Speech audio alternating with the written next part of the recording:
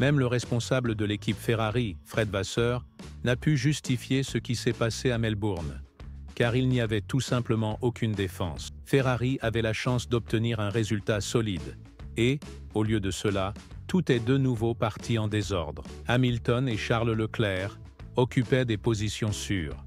Hamilton en 6e et Leclerc en 8e, et étaient prêts à progresser lorsque la pluie s'est intensifiée.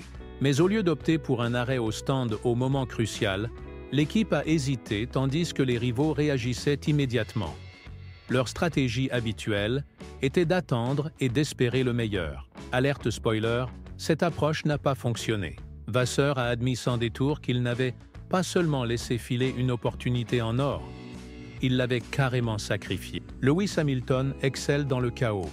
Lorsqu'il se trouve face à une course confuse et imprévisible, il trouve toujours le moyen de tirer parti de la situation. Chaque fois que les conditions deviennent intenses, Hamilton est généralement le pilote qui sait exploiter la folie, et à Melbourne, il a semblé pendant un bref instant qu'il pourrait à nouveau réussir. Lorsque la pluie a commencé à tomber, Hamilton a soudainement pris la tête. La décision de Ferrari de le laisser sur la piste quelques instants de plus a fonctionné brièvement, car pendant que les autres se rendaient au stand, il est resté sur la piste et a hérité de la première place. Si l'équipe avait réalisé le passage aux pneus intermédiaires au moment opportun, il aurait pu se battre pour un résultat remarquable, mais quand ils ont enfin réagi, la piste était presque transformée en glace. La voiture de sécurité est intervenue, et Hamilton est passé de la tête de la course à se battre uniquement pour sécuriser quelques points. Son message radio disait tout. Nous avons perdu une occasion en or. Hamilton n'est pas venu chez Ferrari pour se battre pour un seul point. Il est là pour gagner. Et alors qu'il s'adapte encore, il est inévitable de se demander combien de temps il faudra avant qu'il commence à exiger plus d'influence sur les décisions stratégiques. Car soyons honnêtes, si Ferrari ne parvient pas à saisir les moments décisifs, Hamilton prendra ses décisions lui-même. Si tu penses qu'Hamilton était frustré, imagine ce que Charles Leclerc a dû ressentir. Lui qui a eu une position privilégiée pour assister à un autre désastre stratégique de Ferrari, cette fois en étant activement impliqué. Commençons par l'évidence. Leclerc a commis une erreur et l'a reconnue. Sa glissade dans le virage 11 lui a coûté 4 ou 5 positions. Et dans un milieu aussi compétitif, cela suffisait à gâcher la journée. Mais il y a une différence importante. Il a réussi à se relever et s'est battu pour revenir dans la course, atteignant une position où un arrêt au stand bien chronométré aurait pu sauver sa course. Mais ensuite, Ferrari est intervenu.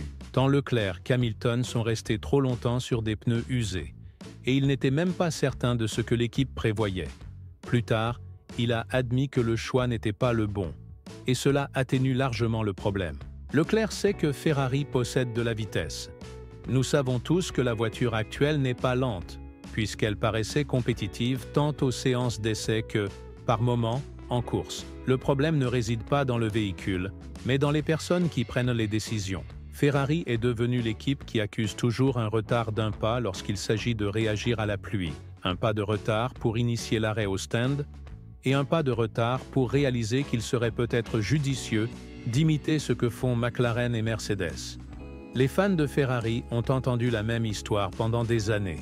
Nous avons du potentiel, il suffit de mieux exécuter. La prochaine fois, nous y arriverons. Mais à partir de quel moment le potentiel cesse-t-il d'être une promesse pour devenir une simple excuse? Leclerc est resté fidèle à Ferrari depuis 2019. Il a accompagné l'équipe dans tous ses succès comme dans bien des difficultés, a prolongé son contrat, a cru au projet et a gardé la foi.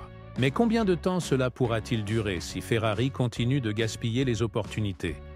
Combien de temps encore avant qu'il ne commence à chercher une autre équipe? Leclerc sait qu'il est assez rapide pour gagner des courses, qu'il peut se battre pour la tête. Mais ce qu'il ignore, c'est si Ferrari cessera un jour de se saboter au point de lui permettre réellement d'y parvenir. Cette année aurait dû être celle de l'union chez Ferrari. Mais au lieu de cela, tout semble rester comme d'habitude. Ferrari fait des erreurs, les fans sont indignés, et puis Fred Vasseur intervient avec son discours classique, affirmant que l'équipe a bien plus à offrir. Pour être juste, Vasseur a au moins reconnu qu'ils avaient complètement raté le timing de l'arrêt au stand. Cette honnêteté, aussi mince soit-elle, est rafraîchissante, car il a admis qu'ils auraient dû envoyer Hamilton et Leclerc au stand en même temps que Verstappen, plutôt que d'attendre le pire moment possible. C'est la partie frustrante, car pendant un court instant, le pari de Ferrari semblait réellement pouvoir fonctionner. Hamilton menait la course. Si l'équipe avait eu le temps de procéder au changement pour les pneus intermédiaires au moment opportun, il aurait pu quitter Melbourne sur un podium, voire avec la victoire. Je veux croire que Ferrari détient encore des performances insoupçonnées quelque part. J'y crois vraiment. Mais n'avons-nous pas vu exactement la même chose la saison dernière et celle d'avant? Vendredi, Ferrari paraissait compétitif. Le rythme des séances d'essai laissait supposer qu'il pouvait au moins se battre pour un podium. Mais dès que le moment crucial est arrivé, quand les conditions ont changé, que la pression s'est accrue et que la stratégie est devenue décisive, cette performance a disparu. Voilà le véritable problème. Il ne s'agit pas seulement d'un arrêt au stand mal exécuté, mais du fait que Ferrari n'est toujours pas assez agile quand cela compte vraiment. Quant à l'équipe de stratégie, le problème n'était pas simplement une erreur de calcul, mais une indécision poussée à son paroxysme. Red Bull et McLaren ont vu la pluie approcher et ont réagi immédiatement. Même Mercedes a réussi à envoyer ses voitures au stand au bon moment. Mais lorsque Ferrari a finalement réalisé son erreur, la course était déjà perdue. Vasseur affirme que la voiture actuelle a encore beaucoup à offrir, et peut-être est-ce vrai. Mais il arrive un moment où l'équipe doit cesser de parler de son potentiel et commencer à produire des résultats concrets, car pour l'instant, les fans n'y croient plus. Il y a un nombre limité de fois où l'on peut dire que nous sommes proches et qu'il suffit de mieux exécuter avant que les gens ne commencent à lever les yeux au ciel. Ferrari a de la vitesse. Ferrari possède 2 pilotes de classe mondiale, mais tout cela importe peu si les mêmes erreurs prévisibles se répètent sans cesse. La question se pose maintenant. Sera-t-il différent cette fois? Ferrari mettra-t-elle réellement en application ce qu'elle a appris à Melbourne? Ou aurons-nous la même discussion après Shanghai? Vasseur semble confiant, mais la confiance seule ne gagne pas les courses. C'est l'exécution qui compte. Et pour le moment, Ferrari n'a pas encore maîtrisé cet aspect. Les fans ont déjà vécu cela. Après une seule course cette saison, ils remettent déjà tout en question. Mais donnons quand même à l'équipe rouge le bénéfice du doute.